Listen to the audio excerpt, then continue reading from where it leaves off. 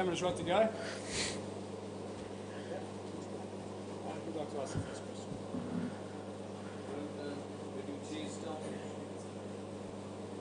Hello. When you chased down 353, what was the model like? In what way did you decide to chase?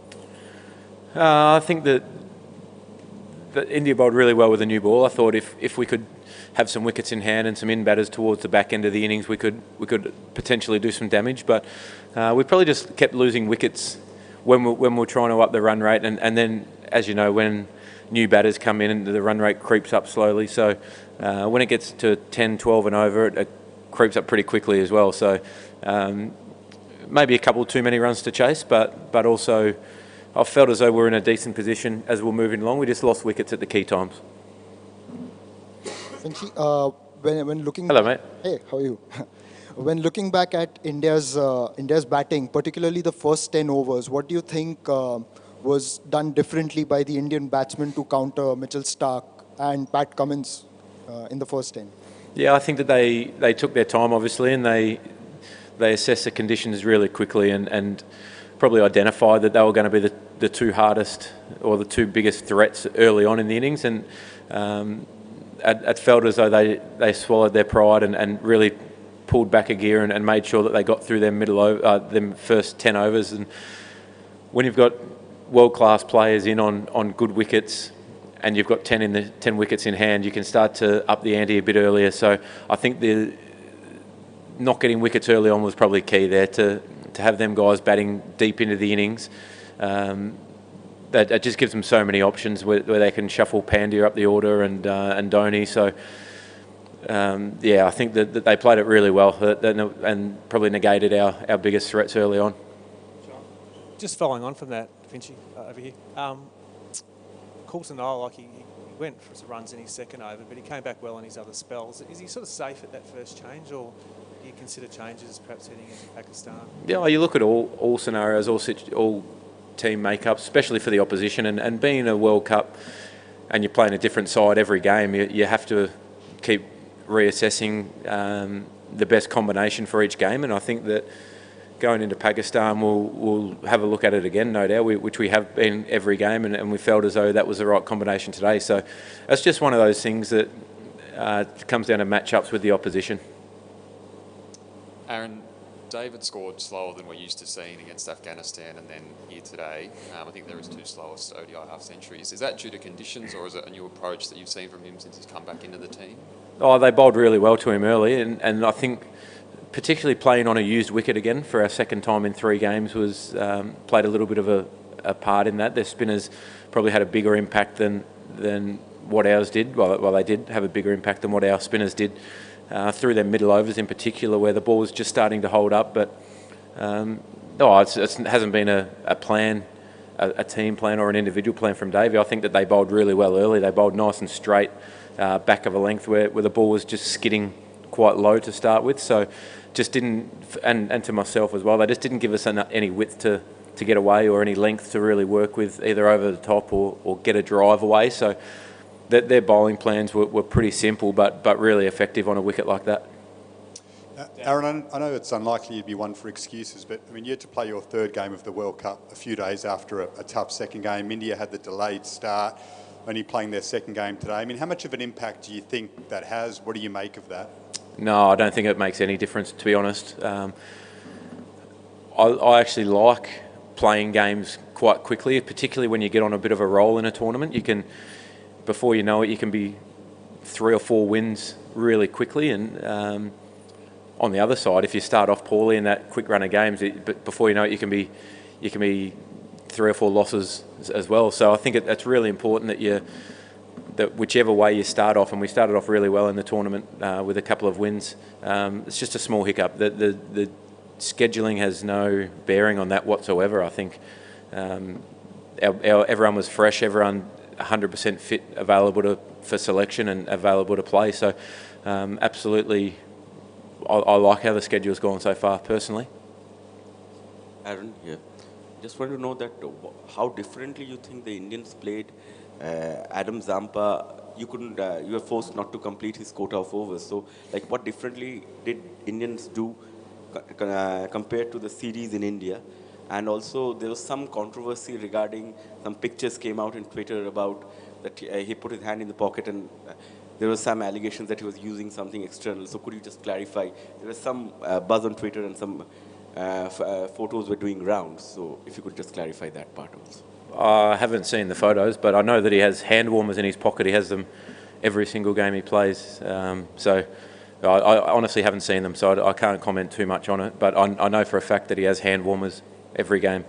And I think he just started his spell poorly today, which gave them an opportunity to get on top of him. And when you're bowling to world-class players and they get on top of you early, it can be quite hard to come back. And for us not to be able to get wickets through that period as well, through that middle overs, he never had the chance to really bowl at a new batter a hell of a lot, which probably was the difference in the Indian series where we managed to get some wickets up front and there'd be an opportunity that he could really go to work on a new batter. So today that just didn't happen. And as a leg spinner, it's an incredibly tough craft. It's the hardest thing to do in the game. So you can forgive him for not having his best day out once every now and then. He's been exceptional for us for quite a long time now, since he's come back into the side. So yeah, I'm not concerned about that. Aaron, was Steve coming out to bat before Usman today? Was that purely a left-right hand kind of thing? And is it the kind of thing we might see continue? Yeah, everyone's aware that we can chop and change and depending on conditions and there was a really strong breeze going one way on the ground and also with their spin combinations, it was important that we had the availability for left and right as well, so we could keep attacking. There's not a real lot of time to be playing out too many overs and waiting for your opportunity on chasing a total like that. So yeah, that could happen a bit more often, and especially on a surface like that started to really slow up and spin quite a bit. Yeah, Aaron, I just wanted to ask about, you alluded to the used pitch more than once, so did it play as the way you expected it to, or was it better than expected? No, I played how we expected. Like I said at the toss, we would have batted first. We felt as though it was going to slow up and turn a little bit more as the game went on, so we were absolutely prepared for that. We probably just let them get a few too many runs, and like I said before, when you're chasing a total, a lot of things have to go right. You have to have an in batter go really deep and a few cameos around that player as well. And we just kept losing wickets at crucial times, unfortunately. There was another case of the ball hitting the stumps and the bail's not coming off. I think that's 5 times in the tournament. Is that becoming a bit of an issue for you? Yeah, I think so. It wasn't. We're on the right end of it today, but I think going forward, you want. It's a bit unfair at times, isn't it? And I know Davey was it hit the stumps pretty hard, but it does seem to be happening more and more, which is unfortunate. But because you'd hate to see something like that happen in a World Cup final or a semi-final or something like that. You've done the hard work as a bowler or a fielding side to set a player up or get the mistake and it not be rewarded. So maybe something, but I'm not sure what you can do. I don't know how much lighter they can make the bails. Considering the nature of the surfaces like this, could you could face more of this? Having Coulter-Nile and Stoinis in the attack a bit of a problem in the way that they bowl? Would you be looking at some other options for Coulter-Nile? Yeah, like I said before, we'll assess every option, which we do for each game. We know Pakistan's going to have quite a few left-handers in their side, but you don't know. It's hard to comment on it until you see the wicket, and there hasn't been a huge amount of games at Taunton to be able to get a read on what the wicket's going to look like either. So you assess every option every game. Vinci, just in terms of your run-out, mate, was it a mix-up or was there a hesitation from yourself? You were pretty frustrated to get out. I'm frustrated every run-out. But was it a mix-up or? Yeah, a bit of a mix-up. Yeah, that was both our faults, to be fair. Just one of those things that happens. There's 10 ways to get out, and that's the worst one of them all.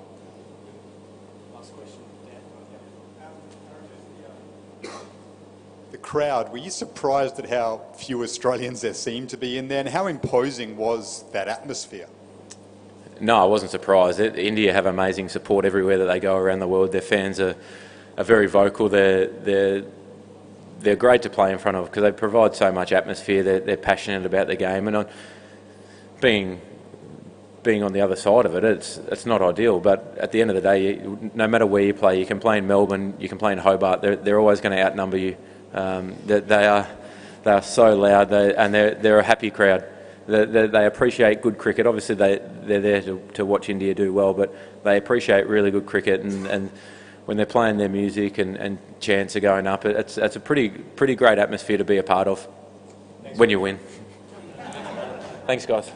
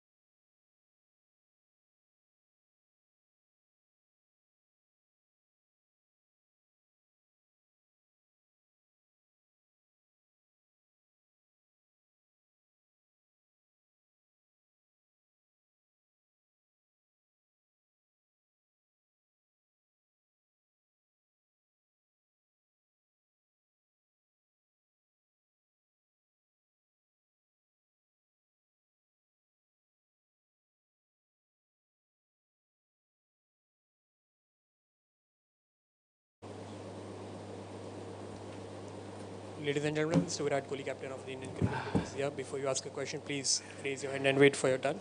And because there are so many, we will try and accommodate as many as we can, but it's a tight schedule. We also have a mixed media zone, so I appreciate that every one of you will understand this going forward. Yes.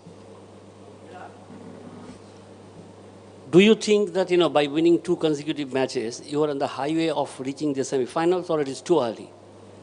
No, I think in my opinion it's too early to decide that. I think after about 6 games we'll be in a better position to know where we stand in the tournament, where we stand in the table. But yeah, we couldn't have asked for a better start against 2 strong sides. The good thing is we're playing all strong sides up front. So as I mentioned in Mumbai before we left, if we do well in the first phase, then we'll be in a better position to reach the semi-finals. So for us, it's actually a good thing that we're playing the strongest sides in world cricket. If you look at the rankings before the first phase gets over, so from that point of view, we have to be at the best, at the top of our game, and precisely what we've done in the 2 games, and that's why we won both.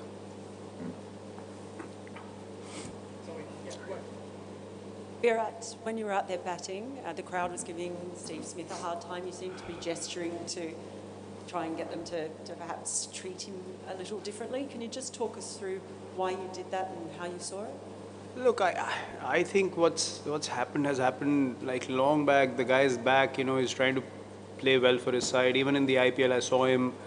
It's not good to see someone down like that, to be honest. I mean, we've had issues in the past. We've had a few arguments on the field, but you don't want to see a guy, feeling that heat every time he goes out to play. I mean, what's happened has happened. Everyone's known that. He's come back. He's worked hard. He's playing well for his side now.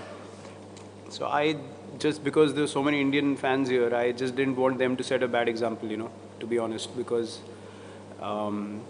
he didn't do anything to be booed, in my opinion. He's just playing cricket. I mean, he was just standing there, and I felt bad because if I was in a position where, something had happened with me, and I had apologized, I accepted it, and I came back, and still I would get booed, I wouldn't like it either. So I just felt for him, and I told him I'm sorry for on behalf of the crowd, because I've seen that happen in a few earlier games as well, and in my opinion, that's not acceptable. Virat, considering that we had lost to almost the same Australian side 4 years ago in Sydney, do you feel extremely pleased after having today's tough match?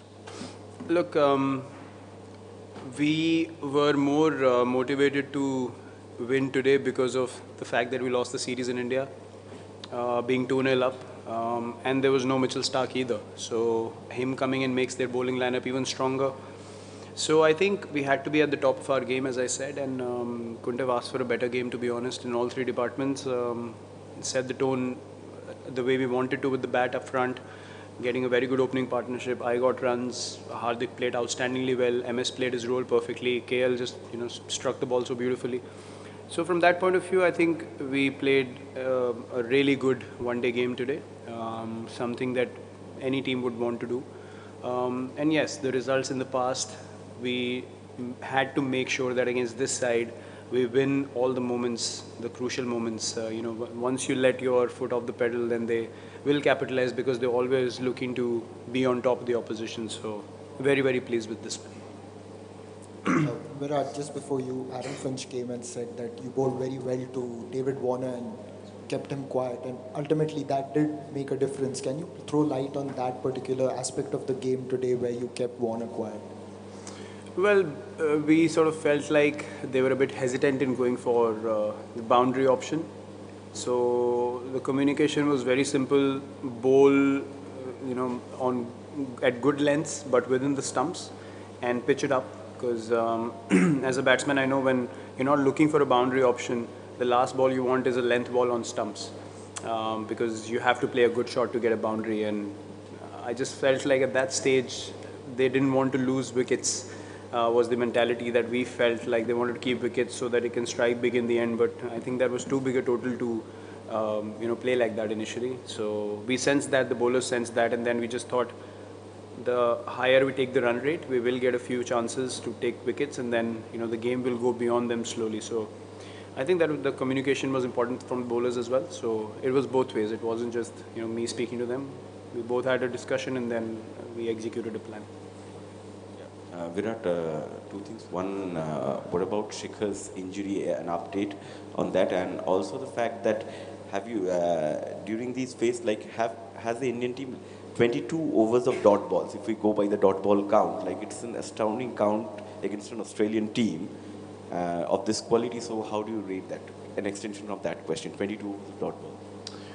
Shikhar's fitness, I'm not too sure at the moment. We've just come out of the field, and Patrick's in control of the situation. He will give us an update by tomorrow, and then I'm sure it will be conveyed through Molan to the whole media setup.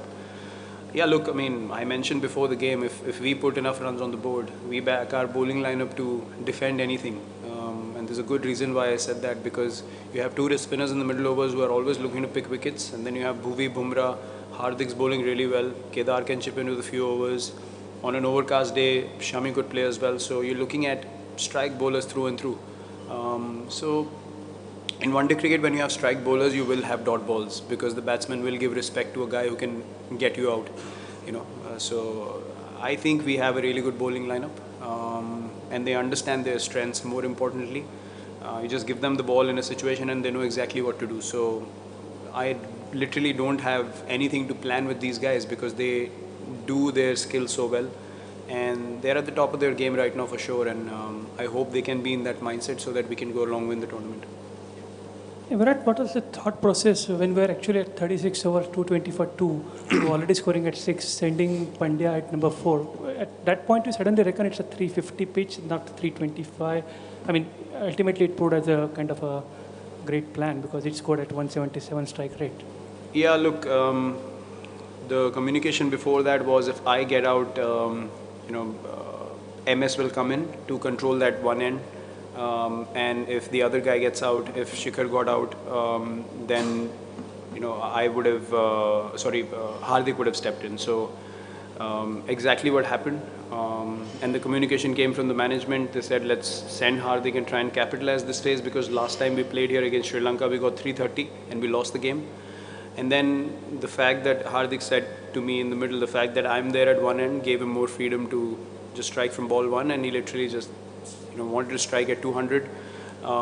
That was his plan, and then MS came in and he did the same job beautifully. So yeah, I think that's where management and that communication is very important also. They understood that this is a phase where we could get those extra runs, and they just sent Hardik, and I think that was a really, really good plan.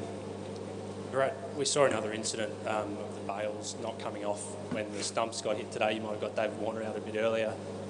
Is it something that needs to be looked at with the bails? Definitely. I mean, this is not something which you expect at the international level. I think with the technology is great. I mean, the lights come on, and it's very precise when you actually make something happen with the stumps. But you literally have to smash the stumps really hard. And I'm saying that as a batsman. I mean, if I see something happening like that, I'd be very surprised also. And these are fast bowlers. I mean, these are not, your medium pace bowlers. So I don't know. And MS said we checked the stump hole as well. The stump was not knocked in very hard. It was actually loose. So I don't know what's actually wrong with the stump. The outer coating of the stump, I have no idea what's going on due to the lights coming on. If the stump is too thick or too rigid, or I have no idea. But I'm sure no team would like seeing stuff like that. When you actually bowl a good ball and then you don't get the guy out, the ball hits the stump and the lights don't come on, or the lights come on and the bail comes back onto the stump. I mean, I haven't seen that happen so many times in the past. You actually didn't even shift gears in your knock. You kept playing at the tempo, and you still got what you got. But was there any temptation, any thought somewhere in the mind that should I step up more than I'm doing? And secondly, considering how well Shami bowled in the IPL. Okay. Yeah, that thought did come to my mind.